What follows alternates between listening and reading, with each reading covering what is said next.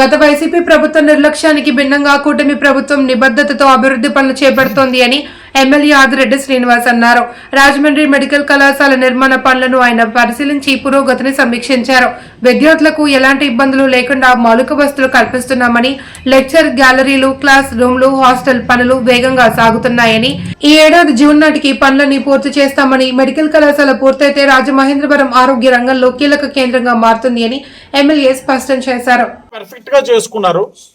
ప్రజలకు ఉపయోగపడేదాన్ని ఎలా వదిలేశారు గాలికి. వస్తా ఉంటే కడుపు తరుక్కుపోతా ఉంది.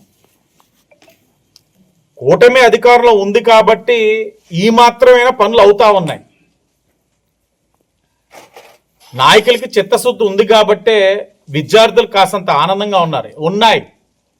మెడికోస్ ఇక్కడ మొన్న వాళ్ళు అడగల, మాకు మేముగా వెళ్ళి మెడికోస్ 3 బ్యాచెస్ ఉన్నారు, మీకు ఏంటని అడిగితే వాళ్ళు చెప్పిన దాంట్లో టెక్నికల్గా చేయాల్సినవి కాకుండా ఇక్కడ చేయాల్సినవి ఏదైతే ఉన్నాయి కాంట్రాక్టర్ తోటి చేయించుకోవాల్సిన అన్ని కూడా చేసి పెట్టాం.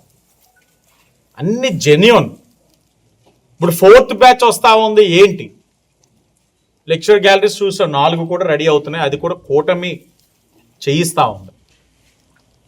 అది కాకుండా వాళ్ళ హాస్టల్స్ రెడీ అవ్వాలి, అది కూడా అవుతా ఉన్నాయి. ప్రతి 2 monthsకి రివ్యూ చేసుకుంటాం. ఈ 4th బ్యాచ్ స్టూడెంట్స్ వచ్చే టైంకి ఎక్కడ కూడా ఇబ్బందులు లేకుండా చూసుకోవాల్సిన బాధ్యత మా పైన ఉంది. అదే చేస్తాం. మొన్న కూడా ఐటీ మరియు విద్యాశాఖ మంత్రి లోకేష్ గారు కూడా ఇక్కడికి విజిట్కి వచ్చారు. అఫీషియల్ ప్రోగ్రామ్ ఆర్ట్స్ కాలేజ్కి వస్తున్నప్పుడు కూడా మెడికో సాగి, సార్ ఇవి మా సమస్యలు అంటే ఆయన చెప్పారు, అమ్మ ప్రతిదీ నా దృష్టిలో ఉంది, మనం పర్యవేక్షించి మనం అన్ని చూస్తున్నాం కాబట్టి ఈ మాత్రమైనా మీకు మౌలిక వసతులు ఉన్నాయి. మనం కూటమి ప్రభుత్వం చిత్తశుద్ధి ఉంది కాబట్టి ఈ మాత్రం జరుగుతూ ఉన్నాయి. అవగాహన ఉంది కాబట్టి ఈ మాత్రం ముందుకు వెళ్తూ ఉన్నాయి. మీకు ఇబ్బందులు లేకుండా చూసుకుంటామని ఆయన కూడా హామీ ఇవ్వడం, బాధ్యతగా మేము కూడా ఇక్కడికి రావడం జరుగుతూ ఉంది. తప్పకుండా ఏదైతే టైం ఫ్రేమ్ ఉందో డిలే అయ్యింది వాస్తవం, కానీ వాళ్ళు మరలా టైం ఇస్తూ ఉన్నారు. ఈ జూన్ కల్లా పూర్తి చేస్తామని, ఏదైతే 4th బ్యాచ్ వస్తున్న వాళ్ళకి ఏ విధంగా ఇబ్బందులు కలగకుండా చూస్తామని చెప్పడం అన్నీ కూడా 60-70% అయింది వర్క్. అనుకున్న విధంగా అయితే జరగట్లేదు, కానీ విద్యార్థులకి ఏ విధమైన ఇబ్బంది కలగకుండా మేము పర్యవేక్షించుకొని సమీక్షించుకొని పనుల్ని ముందుకు తీసుకెళ్తా ఉన్నాం.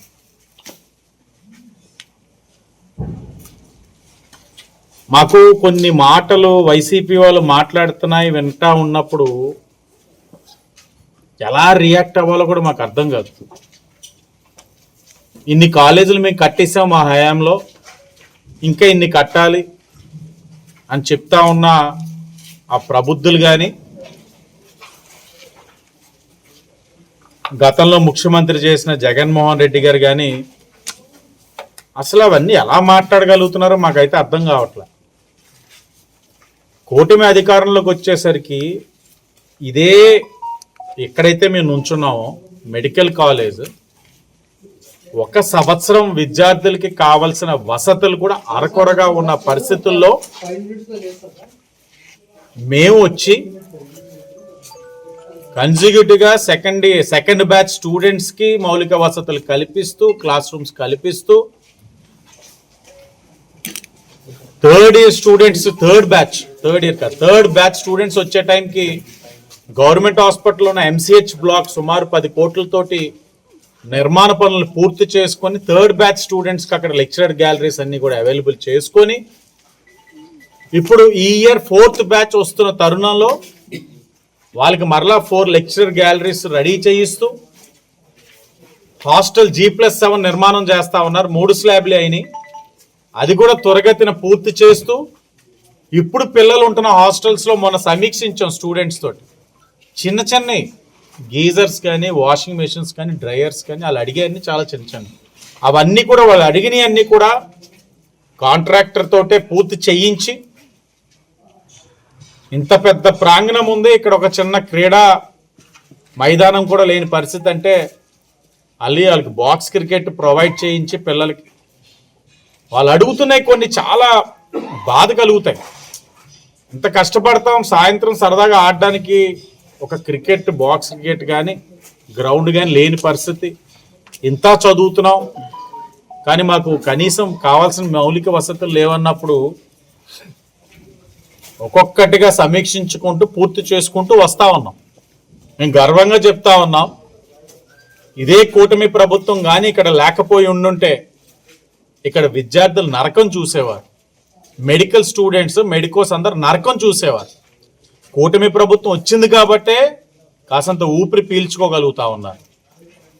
మాట వస్తే ఒక 5 కాలేజీలు చెప్తారా, కాలేజీలు మేము చేసేసాం కదా అంటారు. ఏం చేశారు? బొక్క చేశారు, అన్ని బొక్కలే. అవన్నీ మేము పూడ్చుకుంటూ వచ్చాం. ఎలా మాట్లాడతారు ఇలాగా? పైపెచ్చు మీరు ఓడిపోయారు, మిమ్మల్ని ఇళ్లలో కూర్చోపెట్టారు. ఇప్పుడు బెదిరింపు ధోరణి, మానసికంగా పరిస్థితులు బాగాలేదు ఆ పార్టీలో ఎవరికి కూడా. జగన్మోహన్ రెడ్డి గారు మొదలుకొని ప్రతి నాయకుడికి అధికారంలోకి వచ్చిన తర్వాత పెట్టుబడులు పెట్టే వాళ్ళందరినీ అరెస్టులు చేసేస్తాం. మీరు వచ్చేది లేదు, సచ్చేది లేదు, మీకు అది కళ, మర్చిపోండి. కానీ ఈ మాటలు చాలా బాధాకరంగా ఉన్నాయి. 1 కోటి సంతకాలు వెళ్ళిపోయి ఇచ్చేసి దీని మీద ఈ రోజున హైకోర్టులో కూడా వాదనలు ఉన్నాయి. 1 కోటి సంతకాలు అంటే రమారమిగా ప్రతి 5గురికి ఒక మనిషి పెట్టి ఉండొచ్చు. అంటే ఇక్కడ ఉన్నాం మనం, మీరు ఎవరైనా పెట్టారన్నా? మీరు పెట్టారా? మీరు సార్ మీరు ఎవరైనా పెట్టారు? మీకు ఏ పార్టీకి సంబంధం లేని వాళ్ళు. మరి ఎవరా 1 కోటి మనిషి? అంటే పేర్లా ఆత్మలా? చాలా దారుణాతి దారుణంగా ప్రవర్తిస్తా ఉన్నారు వాళ్ళు. నిజంగా వైసీపీ అన్నది ఈ రాష్ట్రంలోని రాజకీయంగా ఉండడం అన్నది దౌర్భాగ్యం, అర్హత కూడా లేదు. ఇది ఉదాహరణ. మాట వస్తే రాజమండ్రి మెడికల్ కాలేజ్ మీరు ఏం చేశారే మీరు? మళ్ళా చెప్తున్నా, అన్ని బొక్కలెట్టి వెళ్ళారు. పక్కనే ఉన్న మీ party office, YCP party office ఎంత బాగా కట్టుకున్నారు తెలుసా? రాజ్మహల్ని తలపించే విధంగా రూములు కానీ రికార్డ్ టైంలో, అంటే కట్టాల్సిన వ్యవధిలో కట్టేసి మళ్ళా దానికి వెనక నుంచి హెలీప్యాడ్కి యాక్సెస్ కూడా ఇచ్చుకున్నారు.